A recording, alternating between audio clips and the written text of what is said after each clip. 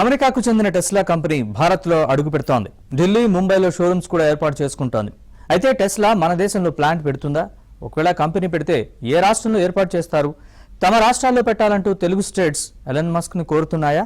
అసలు టెస్లా అంటే ఎందుకంత క్రేజ్?